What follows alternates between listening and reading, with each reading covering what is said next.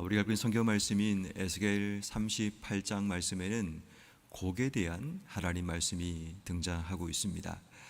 어제 우리가 읽은 말씀에 보면 이 곡이라는 이 지역이 마곡 땅에 있는 지도자라고 그렇게 설명하고 있습니다. 이 곡이라는 그 지역 자체가 북쪽에 있는 그런 지역이고 또 그 땅을 다스리는 지도자를 지칭하는 말이라고 그렇게 이해할 수 있습니다. 중요한 것은 이 곡이라는 이 곡을 통해서 하나님께서 이스라엘을 심판하기 원하셨다라는 것을 보게 되죠. 그래서 하나님께서는 이 곡을 통해서 오늘 본문 15절, 16절 말씀에 보니까 구름이 땅을 덮음같이 내 백성 이스라엘을 치러 오리라. 고가 끝날에 내가 너를 이끌어다가 내 땅을 치게 하리라 라고 말씀합니다. 그러니까 하나님께서 곡을 끌어다가 이스라엘 땅을 치게 하시겠다라고 말씀하죠. 그렇다면 여러분, 곡이라는 이 지역 또 이 사람, 지도자를 지칭한다면 사람을 의미하는데 이 곡은 하나님이 사용하시는 도구라는 것을 우리가 발견하게 됩니다. 하나님께서 이 곡을 통해서 이스라엘을 치신다라는 것. 근데 중요한 것은 이 하나님께서 곡을 통해 이스라엘을 치시는데 하나님께서 곡을 향해 분노하신다는 겁니다. 그러니까 이 말씀을 읽다 보면 이게 되게 헷갈릴 때가 있습니다. 하나님께서 곡을 통해서 이스라엘을 치신다고 말씀하시는데 오늘 보면 18절 말씀에 보면 그날의 곡이 이스라엘을 치러 오면 내 노여움이 내 얼굴에 나타나리라. 분명히 하나님이 곡을 통해 이스라엘을 치시는데 하나님의 노여움이 곡을 향하고 있다라는 겁니다. 저도 처음에는 이게 지금 곡을 통해 하나님의 노여움을 이스라엘 땅에 드러내는 것인가 라고 생각하고 그렇게 읽다가 계속 본문을 읽다 보니까 그런 의미가 아닙니다. 하나님이 곡을 향해 맹렬한 노여움, 그 노여움을 드러내신다는 겁니다. 물론 그 중심에는 이스라엘을 향한 하나님의 노여움도 분명히 있을 겁니다. 아마도 이중적인 의미를 포함할 수 있는데 하나님께서 곡을 통해 이스라엘 향한 하나님의 노여움을 드러내시기도 하지만 그러나 이 본문의 뉘앙스와 전체적인 느낌을 보면 하나님이 하나님의 도구로 사용하신 곡을 향해 하나님의 맹렬한 두려움을 드러내고 계신다는 겁니다. 하나님의 도구로 쓰여졌다고 그 도구가 위대하거나 그 도구가 뛰어나거나 그 도구가 거룩한 것이 아니라는 메시지가 분명히 담겨져 있습니다. 우린 때로는 하나님 손에 쓰임받아 어떤 일을 하게 됩니다. 때로는 하나님이 강하게 하시기도 하고 때로는 위대하게 하시기도 하고 세상적인 성공도 하나님이 허락해 주십니다. 근데 우리는 착각하죠. 내가 하나님의 도구로 쓰임받으면 내 삶이 완전하다, 완벽하다, 문제가 없다라는 착각 속에 빠질 때가 있습니다. 하나님이 우리를 들어 올리셔서 어떤 도구로 사용하실 때 내가 뛰어나서 내가 뭔가를 할 수 있는 능력이 있어서 하나님이 그 역할을 맡기신다라는 착각 속에 빠지지만 그렇지 않음을 오늘 성경은 분명히 말을 하는 겁니다. 곡이 분명히 하나님의 손에 의해 쓰임받습니다. 하나님의 도구로 주신 삶을 살아갑니다. 그럼에도 불구하고 하나님의 노여움이 곡을 향하고 있다면 우리는 하나님의 도구로 쓰임받는 그 자리에 서 있을지라도 내 모든 삶이 하나님 앞에 바로 서 있는가를 확인하지 않으면 하나님이 나를 세우신 바로 그 자리, 도구로 쓰신 그 자리에서 하나님께 범죄하고 하나님께 버려질 수 있다는 거죠. 그 결과가 21절 말씀에 보면 주 여호와의 말씀이니라 내가 모든 산 중에서 그를 칠 칼을 부르니, 여기서 말하는 그라는 것이 곡을 의미합니다. 하나님이 곡을 치시겠다는 겁니다. 그래서 이 38장의 곡에 대한 하나님의 심판의 메시지죠. 다시 말씀드리지만 지금 에스겔서 33장 이후의 말씀은 이스라엘의 회복과 소망에 대한 메시지가 계속해서 나오고 있습니다. 곡이 이스라엘을 치지만 그 곡을 향한 하나님의 치심이 일어난다는 것은 이스라엘에게 소망이 되고 위로가 되는 메시지가 됩니다. 그런 의미에서 하나님이 지금 21절 말씀처럼 내가 산들 중에 그를 칠 칼을 다시 부르시겠다는 겁니다. 그리고 각 사람이 칼로 그 형제를 치겠다라고 말씀하시면서 하나님께서 곡을 향한 하나님의 심판을 드러내신다라는 것을 이야기합니다. 다시 말해 하나님은 지금 이 에스겔서를 통해 이스라엘 백성들에게 말씀하는 겁니다. 여러분 성경 말씀을 읽을 때 특히 이 예언서의 말씀을 읽다 보면 계속 심판의 이야기, 계속 공포스럽고 좀 불편한 이야기를 계속 읽어가게 됩니다. 근데 우리가 자꾸만 성경을 읽을 때 성경의 목적을 제대로 이해하지 못하게 되면 눈에 보이는 어떤 부분 때문에 지루하다, 힘들다라고 얘기하지만 에스겔서라는 이 성경 말씀은 하나님께서 이스라엘 백성을 향한 하나님의 메시지입니다. 그래서 에스겔서 초반에는 이스라엘 향한 하나님의 심판에 대한 메시지를 담고 있고, 에스겔서 중반에는 이스라엘을 쳤던 이방 나라에 대한 하나님의 심판을 담고 있고, 또 30장 이후의 말씀에는 이스라엘 향한 하나님의 소망과 또 하나님께서 준비하신 계획에 대한 말씀을 계속해서 나열하고 있습니다. 그럼 우리가 이 말씀을 읽을 때 눈에 보이는 메시지는 곡을 향한 하나님의 심판과 하나님 메시지를 담겨 있지만, 우리가 읽어내야 될 것은 뭐냐면 하나님이 이것을 통해 이스라엘에게 무엇을 말씀하고 계시는가라는 겁니다. 우리가 하나님 말씀을 들을 때, 하나님 말씀을 읽을 때 늘 중심의 자세가 그겁니다. 하나님께서 우리에게 이것을 통해 무엇을 말씀하시는가를 읽어내야지 그 안에서 하나님의 뜻을 발견할 수 있습니다. 다시 말해 설교 말씀을 들을 때에 어떤 말씀이 우리에게 주어지게 되면 이 말씀을 통해 하나님이 우리에게 무엇을 말씀하시는가를 찾아낼 때 그 말씀이 내 것이 됩니다. 근데 일반적으로 설교 말씀이나 우리가 읽는 성경 말씀은 눈으로 읽고 지나갑니다. 그리고 귀로 듣고 사라집니다. 그러면 하나님 말씀이 내 속에 남지를 않습니다. 물론 내 지식적인 성장은 일어날지 모르지만 영적인 성장은 전혀 일어나지 않습니다.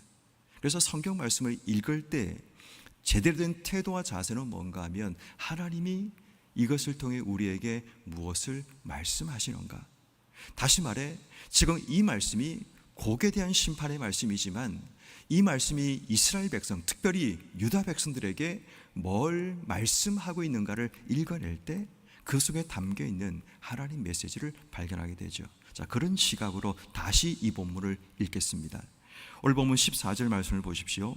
인자여 너는 예언하여 곡에게 이르기를 주 여호와께서 이같이 말씀하시기를 내 백성 이스라엘이 평안히 거주하는 날에 내가 어찌 그것을 알지 못하겠느냐. 자, 이 14절 말씀은 하나님께서 예언하여 곡에게 말씀하시는 말씀인데, 우리가 주목해야 될 단어가 뭔가 하면 내 백성 이스라엘, 그리고 평안히 거주하는 날이라는 단어입니다. 하나님께서 내 백성 이스라엘, 하나님께서 이스라엘 백성이 평안히 거주하는 날이 주어진 이유가 뭔가를 보니까 이스라엘이 내 백성이기 때문입니다. 이스라엘이 하나님 백성이기 때문에 하나님이 그들에게 평안히 거주하는 날을 주셨는데, 문제는 그 평안히 거주하는 날에 그들의 삶에 위협, 곡을 통한 위협이 찾아왔다는 것을 지금 말씀하고 있습니다. 그래서 우리가 먼저 기억해야 될 중요한 메시지 하나가 뭔가 하면 우리의 삶에 평안히 거주하는 날, 그 평안히 거주하는 날은 하나님 백성으로 주시는 평안을 의미합니다. 그런데 하나님 백성으로 평안히 거주하는 바로 그 날에 우리를 향한 위협이 있을 수 있다라는 겁니다. 다시 말해 우리가 이 땅의 삶을 살아갈 때 하나님 백성으로 평안히 거주하는 그 날에 찾아올 위협을 준비하고 있는가를 생각해 봐야 합니다.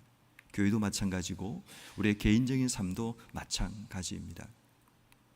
여러분 삶에 지금 하나님 백성으로 살아가면서 내 삶 속에 평안히 거주하는 날이 찾아오셨습니까?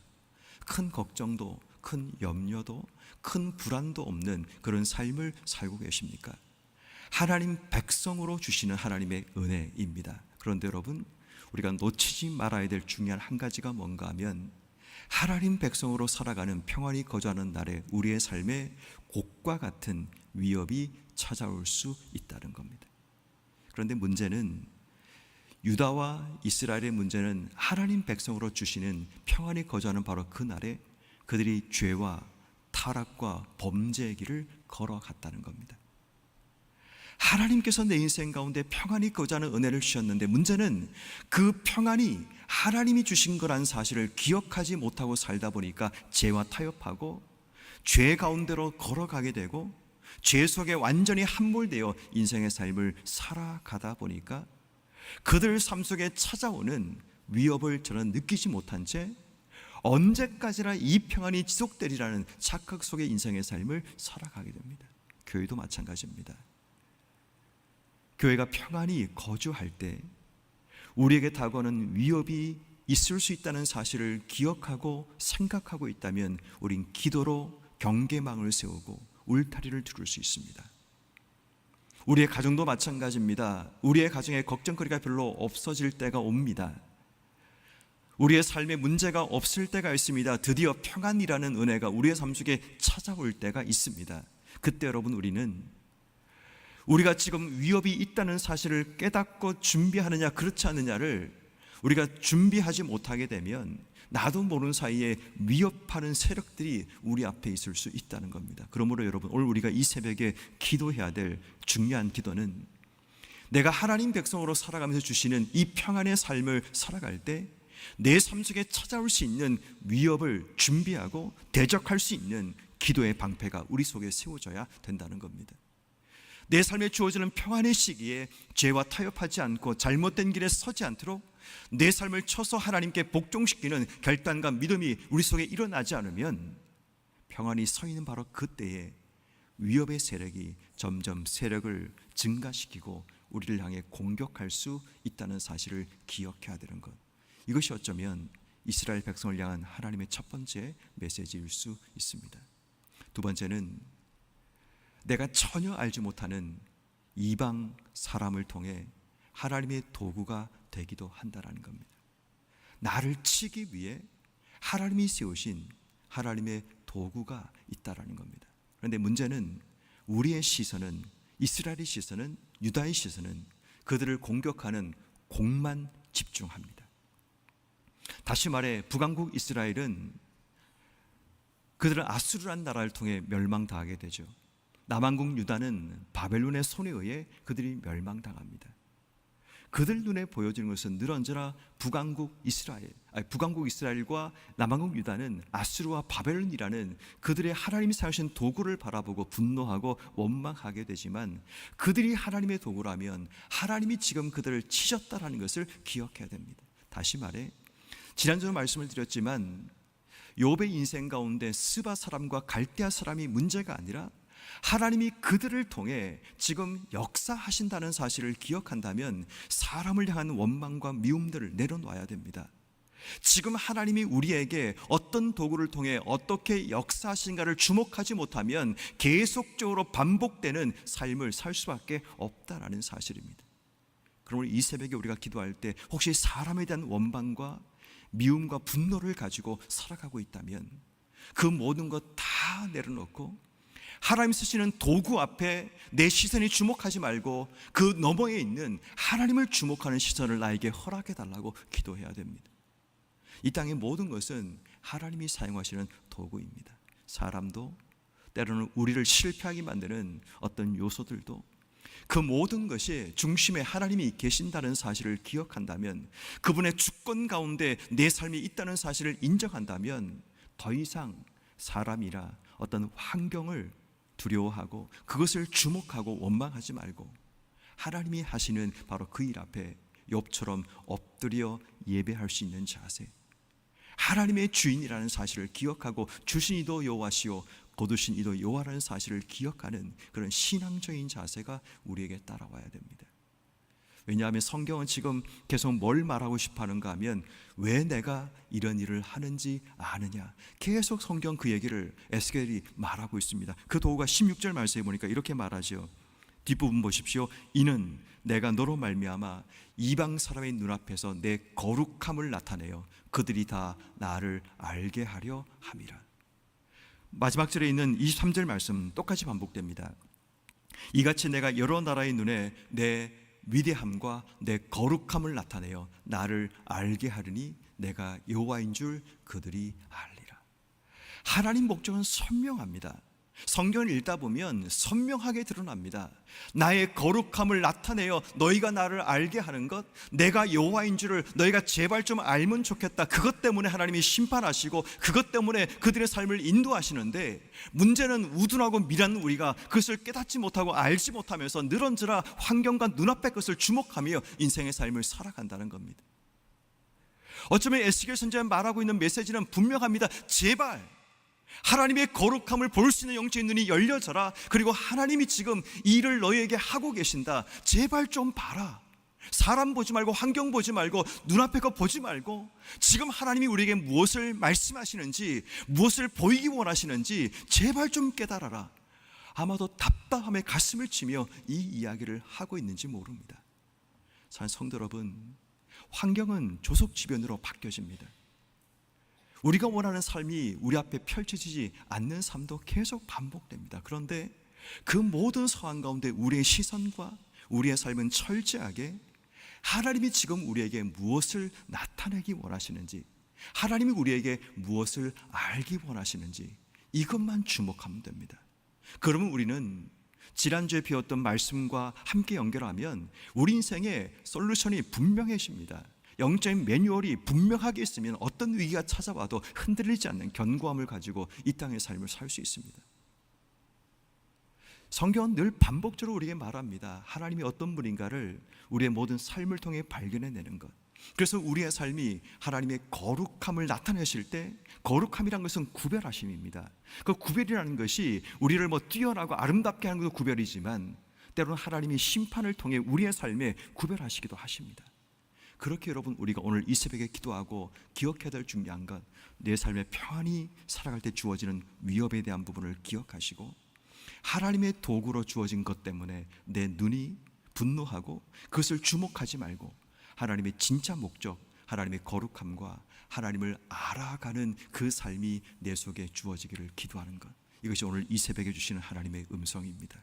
오늘을 살아가면서 우리가 어떻게 살지가 바로 이 말씀 속에 담겨 있다면, 평안 속에 찾아올 위협을 준비하며 기도로 준비하시고, 하나님의 도구로 찾아온 사람이나 어떤 환경 때문에 흔들리지 말고 하나님의 거룩함과 하나님을 알아가시는 여러분 한 분 한 분 되기를 주의 이름으로 축원합니다.